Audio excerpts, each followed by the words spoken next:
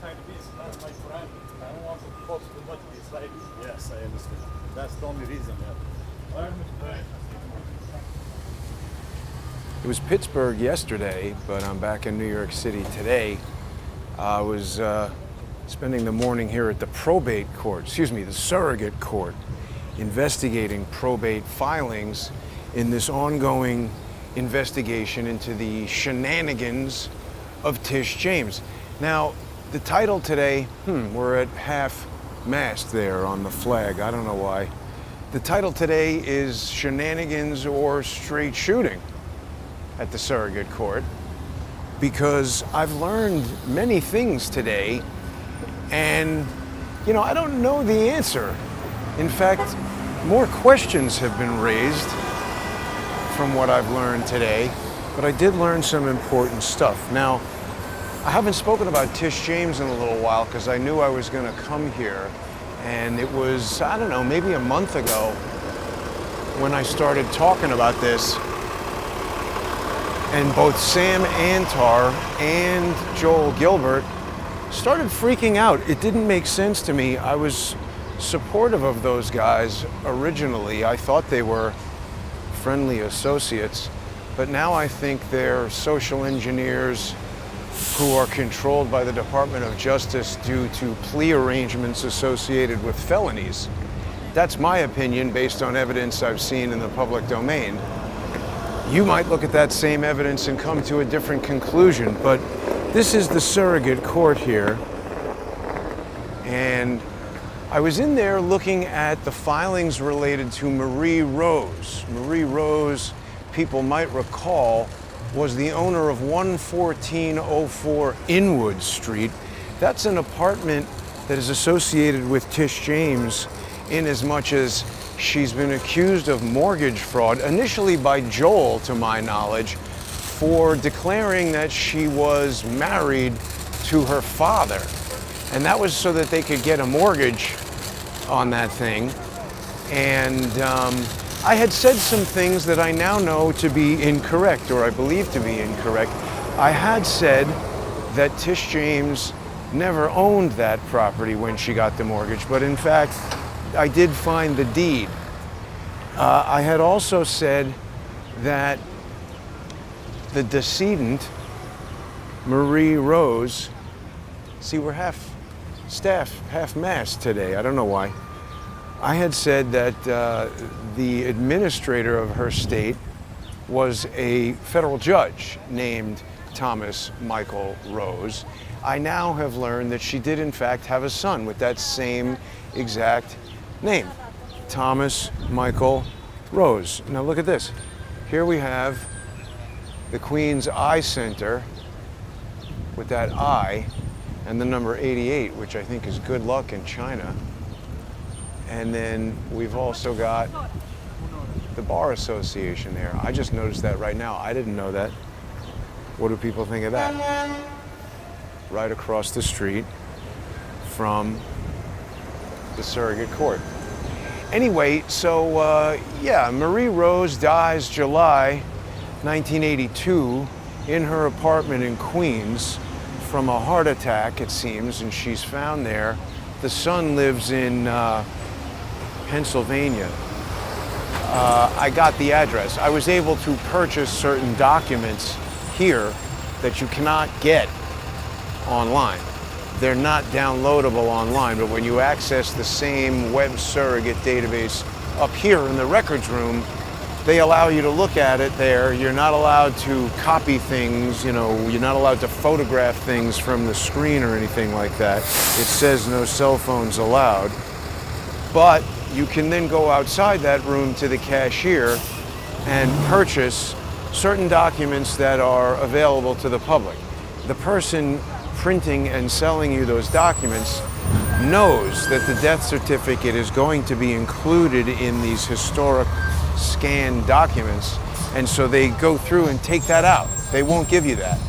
And I asked the guy if it's possible that somebody could come here and obtain that in the way that it appears Joel Gilbert might have, and the guy said no. I mean, certainly a mistake could happen, it would seem. Somebody could forget to do that process of taking out the death certificate. They're human, they're not infallible. But everybody in that building just bristles when you mention the idea of getting somebody's death certificate. I even asked a guy, I mean, is it like going into the bank and trying to withdraw money from somebody else's account? And he said, yes, you just can't do it. I mean, has that never ever happened in the history of banks, that somebody accidentally got money out of somebody else's account? Maybe it has, but it's just not the type of thing that happens. Additionally, the cashier for the records room would not give me a thumb drive. You know, it's a PDF document or whatever they have there stored in their computer system, but they said no. The only thing that we will give you is a printout. And remember, Joel had a PDF document there on the Gateway Pundit. Did he scan 44 pages and make his own PDF document out of that? Maybe. I don't think so. I think that type of document would have a particularly decimated look to it that Joel's document did not seem to have. So I'm not sure that that's what we saw there. It seems to me like what Joel had, and this is my surmise. I could be wrong, but I think Joel is a fucking liar. And I think what he's got there is a PDF document provided to him by Tish James, or somebody communicating with him on behalf of Tish James because she wanted that document out. Because I believe Tish James is trying to promote a carefully constructed narrative about what's going on with these mortgage frauds, these alleged mortgage frauds, because there's a lot of weird stuff that's going on. So, okay, we've got this Thomas Michael Rose. He's the son. He died himself in 2002. This woman was born 1906 or something like that. The son was born 1926. Mother was 20. That makes sense. The guy died at 75 in 2002, 2006, something like that. I have the documents in the car. I'm going to scan them all and examine them much more thoroughly, but I have queried these documents this morning after obtaining them with ChatGPT, comparing them to the deeds, the mortgage documents that I downloaded weeks ago. And so the thing that's strange is the court ordered this guy, Thomas M. Rose, the son, he's granted papers of administration. You know, there's a whole legal process there. He's got a lawyer, and all of that is documented in the papers. He's granted letters of administration, but the court orders him that he can't sell the thing. You know, he's going to get more than $10,000 benefit from selling this property, because she died intestate, meaning no will.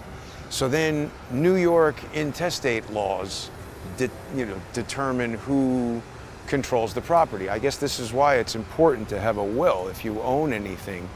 And so it says that he can't do anything with it for a value of more than $10,000 without getting additional permission from the court. And there's no record of that additional permission that I've seen. Maybe there was and it wasn't properly recorded here. I don't know, but it's weird. And remember, this is the property that, see, here's the deed between Thomas M. Rose and Letitia James. And on this deed, it says Thomas M. Rose, as administrator of the estate of Marie Rose, he's deeding this property to Robert and Letitia James. And this says, there's Thomas M. Rose, this says that Letitia James is his daughter. Robert and Letitia James right there, his daughter, right? And so, I mean, again, the problem here is this is the property that's associated with that illustrious guest contributor, that's Joel, and this is the property where he first pointed out that she says Robert and Tish James, his property that she got back in Wood Street in Jamaica. That's the property that was owned by Marie Rose. So there's just so much suspicion surrounding this thing, you know? And I used also Thomas Michael Rose, Ohio. The son lived over that in the future, but same guy, but this conflation of names, it's just such an odd coincidence that these guys have exactly the same name. I kind of can't get it out of my mind. I feel like it has some significance, but I have no proof that this federal judge has done anything, and you got to be very careful accusing federal judges of stuff. Isn't this a weird thing to be outside the danger? What does that say? Let's go look at that weird thing. So I don't know, you know, Tish James, so the guy violates a court order, the son, Thomas M. Rose, because he sells the apartment for $30,000, you know, $31,400, something weird like that. Very low value for that apartment. It's got to be worth more than that. Cordoza, danger invites rescue. The cry of distress is the summon to relief. So, there.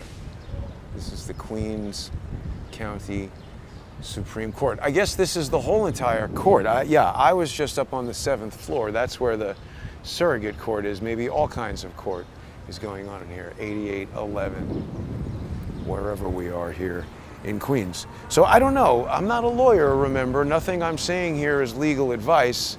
I could be totally wrong about everything, but there's a lot of weird stuff going on. Also, I got to look at Marie Rose, her death certificate. You're not allowed to take it, but you can see it on screen there in the web surrogate court, you know, in the records room up there. And it doesn't look anything like the death certificate from 1986 from Robert James. And also, when I spoke to the guy operating, very helpful guy operating the records room there, I showed him the printout of what Joel had, and he was super alarmed that somebody would publish a death certificate. I mean, the place is a vault in there, and he confirmed that the reason it's like that is because they are there to guard people's records, because this is like a treasure trove of, you know, potential identity theft and all kinds of stuff like this, stealing people's apartments when they die, and all kinds of weird stuff. So everybody there was pretty shocked at what I was saying, and I just don't know what to make of all this. We need to continue looking into it, but the death certificate for Marie Rose from 1982 looks nothing like the death certificate from 1986. And, you know, okay, 4 years, maybe the documents change, but it's not like one of them was handwritten and one of them was on the computer. 1986 was decidedly still well within the time frame that no kind of government, anything like a court like this, was using computers for those kind of records. Definitely not. As a matter of fact, it seems like 2006 or 2014 or something like that was when they don't have records in their database prior to 2014. Like for that, that's what you get. That's all microfilm that you got to come online. You can't get prior to 2014. That's what you got to come here for, the microfilm stuff. And I think the database began in 2006. Now there was some confusion in there as to how Judge Cassandra's name got on the file, because I looked at other files from, you know, back in the day, and her name wasn't on there. So one person said it's because she's the current judge, and then when I asked, well, then why isn't her name on all these files, and there wasn't a good answer for that, the guy at the cashier window, when I went to print out Marie Rose, I asked him, let's see if we can tuck in from the wind here. When the cashier went to print out the documents for me from Marie Rose, I asked him if interacting with the file in the way that he is right now could prompt it to update in a way that would put the current judge's name on it, and he sort of looked at me and said, I think so. So it's possible that there's aspects of this computer system, I mean, you know, obscure aspects like that, that maybe these guys aren't experts in, but that would make sense. Maybe Joel went in there and interacted with this Marie Rose file and printed things out from it, and that put Judge Cassandra's name on it. Maybe Judge Cassandra doesn't know anything about this, shouldn't presume anything about the judge, but I go back to Joel, because if he interacted with this file, why did he get so upset when I started talking about it? And You know, he blocked me and said I'm a tinfoil hat conspiracy theorist, really just acted like a dick. And remember, after that, I found in Joel's publicly available, online, accessible criminal records, he's got a lot of moving violations. He's obviously driving around Ventura County like an idiot. But one of them was this misdemeanor that was a little strange, no details available. And other people that I've spoken to have said that it's possible that if he had a felony, that through a plea deal, it's possible. I'm not saying this happened. I don't have evidence that this happened. I am surmising, making a guess and a statement of opinion based on public domain evidence that I've seen that could mean something else. You might find some other conclusion from looking at it, but I'm presuming it's possible that this mysterious misdemeanor could be the result of a plea arrangement from a felony, and perhaps that plea arrangement included the offer that the details of the criminal activity would be sealed.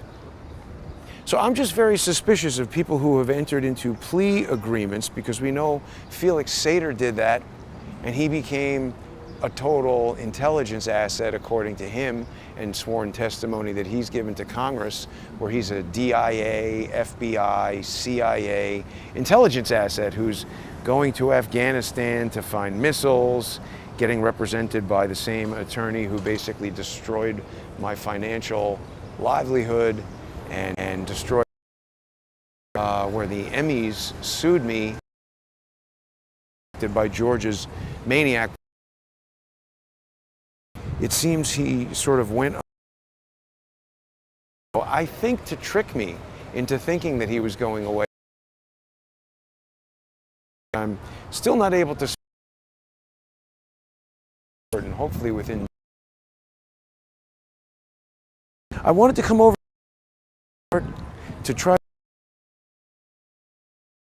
understand what the hell is going on with some of these allegations of mortgage fraud against New York. And I do think something strange is going on with this Marie Rose. Because remember, that filing, it was made on October 14th, 1982, according to the computer documents. And October 14th in 1999, it's the same exact day that this highly suspicious probate filing related to Tish James' father was filed. And it just strikes me that if you're a nervous criminal, I'm not saying she is, but if a random person were a nervous criminal in there making a forged filing, you might use the day and just backdate the year. In fact, I think it's highly suggestive that that's what happened. I don't know. We're going to have to continue looking into this, but my parking meter is about to run out, so that's all I have to say today. Please sponsor the show, everybody. It's like all this driving around and doing stuff, it's very expensive. You can go to subscribestar.com/crowdsourcethetruth, patreon.com/crowdsourcethetruth. Crowdsourcethetruth.substack.com is another great way to do it. Thanks to everybody on Odyssey. Can't accept new sponsors on Odyssey right now. But also subscribe to me on X at JG_CSTT.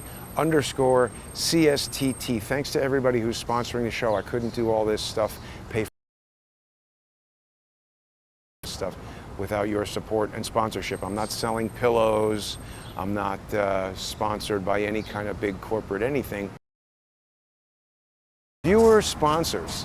So thanks to people who sponsor.